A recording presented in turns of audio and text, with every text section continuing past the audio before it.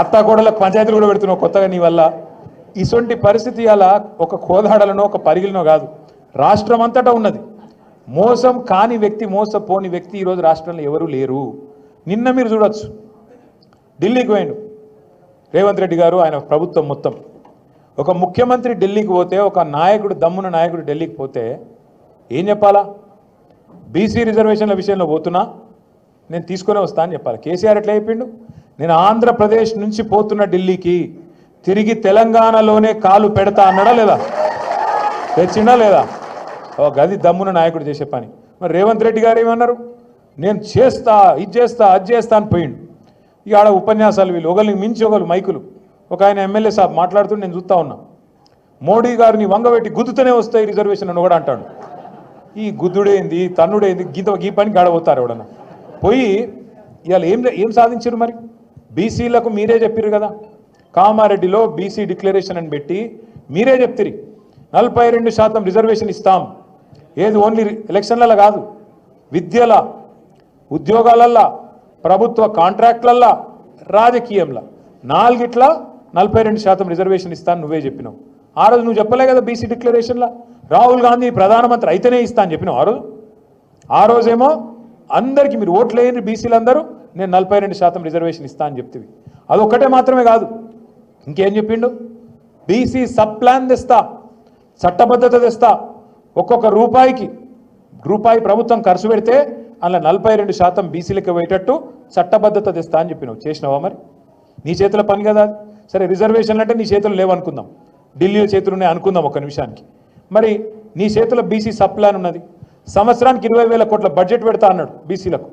2 బడ్జెట్లు అయిపోయినాయి, 2 కలిపి కూడా 20,000 కోట్లు పెట్టలే. ఖర్చు అయితే 10,000 కోట్లు కూడా పెట్టలే. మరి ఏమైనా 1,00,000 కోట్ల బడ్జెట్, 5 ఏళ్ల 1,00,000 కోట్లు బీసీలకు పెడతానన్న బడ్జెట్ ఏడవైంది? అది నీ చేతుల్లోనే ఉంది కదా, అది పెట్టాడు. 42% కాంట్రాక్టు, 42% కాంట్రాక్టు ఎవరకు? బీసీలకు ఇస్తా అన్నాడు. మరి మీ పరిగిలో కాంట్రాక్ట్లు అవుతున్నాయి, ఆదా రోడ్ వర్క్లు అదో ఇది అవుతాయి కదా. 42% వచ్చినాయా బీసీలకు? రాష్ట్రం లెక్కనని వచ్చినాయా? మరి ఇవన్నీ అయితే నీ చేతిలో ఉన్నాయి కదా.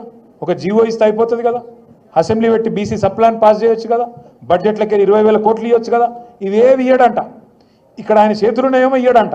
కానీ ఢిల్లీకి పోయి రిజర్వేషన్లు సాధిస్తాను పోయిండు. అట్లా కూట్ల రాయిది అనేవాడు ఏట్ల రాయిది ఇస్తాను పోయిండంట. అయితే ఇళ్ళతోని అమ్మకు అన్నం పెట్టినాడు చిన్నమ్మకు బంగారు గాజులు చేస్తాడా? అంటే ఇంత విచిత్రమైన మనిషి. ఇంకా గమ్మత్ ఏంటంటే ఆడపోయి మళ్ళీ కేసీఆర్ తిట్టుడు ఢిల్లీకి పోయి. రేవంత్ రెడ్డి గారికి ఒక సమస్య ఉన్నది, ఖచ్చితంగా ఉన్నది ఆయనకు. కేసీఆర్ పేరు తీసుకోకుండా ఉపన్యాసం చెప్పాడు ఆయన. మీరు చూడుర్రి, పాపం కేసీఆర్ గారు ఏమన్నాడు? ఆయన 20 నెలలు ఆయన పని ఆయన చేసుకుంటాడు. ఆరోగ్యం మీద కొద్దిగా డీలా పడేది, మంచిగా చేసుకునే ప్రయత్నంలో కేసీఆర్ గారు ఉన్నారు. ఈయన రోజు అది ఎక్కడైనా సరే, ఢిల్లీ అయినా అసెంబ్లీ అయినా ఏడ మాట్లాడినా నిద్రలో కూడా కలవరిస్తున్నా, నా డౌట్. వాళ్ళ భార్యను అడగాల మరి, నిద్రలో కూడా కలవరిస్తున్నా ఏం పేరు? కేసీఆర్ పేరు. అంటే ఎంత ఫోబియా పట్టుకుందంటే, ఎందుకింత భయం నీకు? నువ్వు ముఖ్యమంత్రి కావాలనుకున్నావు, అబద్ధాలు చెప్పినావు, 420 అడ్డమైన హామీలు ఇచ్చినావు, ప్రజలు నమ్మినరు, ఓటేసిరు, నీకు అవకాశం ఇచ్చిర్రు, పని చేయి. 6 గ్యారంటీలు అన్నావు, పని చేయి. ఎందుకు ఈ డ్రామాలు? నేను అడుగుతా. బీసీలను మోసం చేస్తున్నావు రేవంత్ రెడ్డి, నువ్వు డ్రామా చేస్తున్నావు అన్నా అంటే నన్ను తిడతాడు. నిన్నాడు నీది డ్రామా, నీ పేరే డ్రామా. ఎవరది డ్రామా? నేను అంటున్నా ఇవాళ రేవంత్ రెడ్డి గారు, రాహుల్ గాంధీతో నీ దోస్తీ ఒక పెద్ద డ్రామా, మోడీ గారితో నీ కుస్తీ ఇంకా పెద్ద డ్రామా, చంద్రబాబుతో నీ దోపిడి, చంద్రబాబు చేస్తున్న జలదోపిడీ విషయంలో నువ్వు ఫైటింగ్ చేస్తున్నట్టు చేసుడు, అది పెద్ద డ్రామా. నీ మేనిఫెస్టో ఒక పెద్ద డ్రామా, నీ డిక్లరేషన్ దానికంటే పెద్ద డ్రామా. అన్నిటికీ మించి అసలు నువ్వు కాంగ్రెస్ పార్టీలో ఉంటావని నమ్మించుడే దానికంటే పెద్ద డ్రామా. అరే రే రే రే ఎట్లా నమ్ముతారో నాకైతే అర్థం కాదు. ఈ మనిషిని తెలిసినాక, ఈ మనిషిని చూసినాక ఎట్లా నమ్ముతారో నాకు అర్థం కాదు. ఎప్పటికప్పుడు మాటలు మారుస్తాడు. కుల్లా చెప్తున్నాడు ఆయన, నేను మోడీ గారు స్కూల్లో చదివినా, చంద్రబాబు కాలేజీకి పోయినా, ఇవాళ రాహుల్ గాంధీ కాడ ఉద్యోగం చేస్తున్నా. అంటే రేపు ఇంకెటన్నా మిగతా అని చెప్తున్నట్టే కదా లెక్క. ఎటు సందు దొరికితే అటు పోతా. ఒక సిద్ధాంతం లేదు, ఒక నిబద్ధత లేదు, ఏది లేదు. అందుకే నేను అనేది, అందరికీ అన్ని విషయాలు అర్థమైనాయి.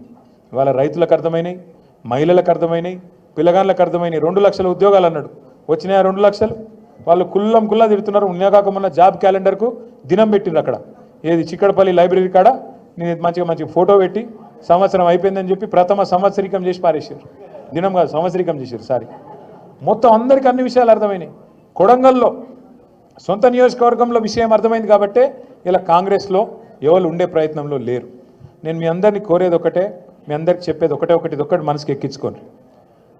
పెద్దలు ఒకటే చెప్తారు, ఎక్కడ కోల్పోయిన దాన్ని అక్కడనే దేవులాడుకోవాలి, అక్కడనే వెతుక్కోవాలి. ఇవాళ మనం పరిగిలో కోల్పోయినాం. మీరు ఇంకేదో నేల విడిచి సాము చేసి పక్కన కొడంగల్ పోయి యుద్ధాలు చేసేదేం లేదు. మీరు పరిగోళ్ళు మీరు ఎట్లయితే ఇందాక మహేష్ అన్న చెప్పిండో, మేము 30 ఏళ్ళకెళ్ళి మొత్తం జెడ్పీటీసీలు ఎంపీపీలు గెలుస్తున్నామని చెప్పిండు. మీరు ఒక్క పని చేయండి. సురేందర్ బాధపడ్డాడు, మల్లేష్ బాధపడ్డాడు, పోలీసుల జాస్తి ఎక్కువైంది, జులుం ఎక్కువైంది, ట్రాక్టర్లు గుంజుకపోతాను, జేసీబీలు గుంజుకపోతాను. నేను మీ అందరికి చిన్న ఉపాయం చెప్తే అది ఫాలో కానీ అంతే. రేపు ఎన్ని మండలాలు ఉన్నాయి నీకు? 7 మండలాలు ఉన్నాయి, ఒక మున్సిపాలిటీ ఉంది మీకు. 7 మండలాలు ఉంటాయి, 7 జెడ్పీటీసీలు ఉంటాయి, 7 ఎంపీపీలు ఉంటాయి. మీరు ఒక పని చేయండి. 7 మండలాల్లో మీరందరూ ఎక్కడోళ్ళు అక్కడ గట్టిగా పనిచేసి 7 జెడ్పీటీసీలు గెలిపిండ్రి, 7 ఎంపీపీలు గెలిపిండ్రి. తెల్లారి నుంచి మహేష్ అన్న చుట్టూ తిరుగుతారు అధికారులు. అన్న మీ గవర్నమెంటే వస్తుంది, దండం పెడతారు, మళ్ళీ పోస్టింగ్ ఇవ్వాలి నాకు, ఎట్లనే చేసి మళ్ళీ సబితక్క దగ్గర తీసుకపో, కేసీఆర్ సార్ దగ్గర తీసుకపో, నాకు మంచి పోస్టింగ్ ఇప్పి ఈ 2-3 ఏళ్ళు నేనే ఉంటా మీకు మొత్తం మీ కార్యకర్తలను కంటికి రెపలా కాపాడుకుంటా అని మీ చుట్టూ తిరగకపోతే రాజకీయం మొత్తం మీరు వచ్చి నన్ను పట్టుకోండి. మీరు చేయాల్సింది ఏంది? క్యా కర్నా ఆప్ లోగోं को? గట్టిగా గుద్ది గెలవాలి, గెలిపియాలి కాదు, గుద్ది గెలవాలి. ఈ ఎలక్షన్ మీ ఎలక్షన్. మొన్న మహేష్ అన్న కోసం మీరు కష్టపడ్డారు, ఇలా మహేష్ అన్న మీకోసం కాలికి బల్పం కట్టుకొని 7 మండలాలు తిరుగుతాడు. మహేష్ అన్నతో పాటు సబితక్కతో పాటు మేమందరం కూడా మీకు అండగా నిలబడతాం. మీకు పార్టీ వైపు నుంచి పూర్తి సహాయ సహకారాలు మేము అందిస్తాం. ఇక్కడ 5 ఏళ్ళకు ఒకసారి మీకు వచ్చే మోక గిది. ఇలా వాడు కాంగ్రెస్ వాడు మోసం చేయొచ్చు రిజర్వేషన్లు అని చెప్పి, ఇంకొక రకంగా చేయొచ్చు. నేను మీకు మాటిస్తా ఉన్నా, పరిగిలో తప్పకుండా సామాజిక న్యాయం చేస్తూ ఎక్కడికక్కడ బలహీన వర్గాలకు పెద్దపీట వేస్తూ మీకు వాళ్ళు చెప్పే 42% కంటే ఎక్కువ ఇచ్చుకునే బాధ్యత పరిగిలో కానీ ఇంకితర నియోజకవర్గాల్లో కానీ స్థానికంగా మనది అని చెప్పి కూడా నేను విజ్ఞప్తి చేస్తా ఉన్నా. మీరు చేసేది ఒక పని, మీరు దయచేసి నేల విడిచి సాము చేయకండి. చాలామంది మన నాయకులు ఎట్లుంటారంటే, చాలామంది నేను మండల నాయకుడిని, నేను జిల్లా నాయకుడిని, నేను రాష్ట్ర నాయకుడిని